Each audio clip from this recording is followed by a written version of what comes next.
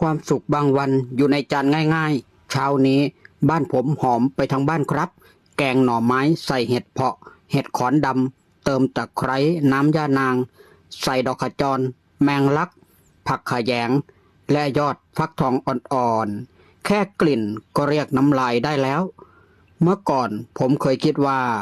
ความสุขต้องเป็นเรื่องใหญ่ต้องสำเร็จต้องมีมากขึ้นต้องไปให้ไกลกว่าเดิมแต่พออายุมากขึ้นผมกลับค้นพบว่าความสุขหลายครั้ง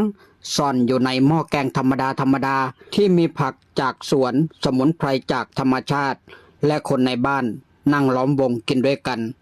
อาหารบ้านๆหนึ่งมื้ออาจไม่ได้ทำให้เรารวยขึ้นแต่ทำให้หัวใจเราอิ่มขึ้นได้เสมอ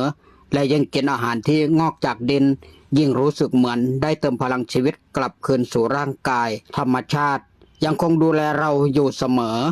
แกงหน่อไม้ใส่เห็ดเผาะเห็ดขอนดำหอมตะไคร้หอมแมงลักหอมผักขะแยงอาหารบ้านๆที่ไม่ได้มีราคาแพงแต่มีคุณค่าทางใจเสมอเช้านี้บ้านใครมีเมนูพื้นบ้านอะไรบ้างครับมาเล่าให้เพื่อนๆ Family Hub ฟังกัน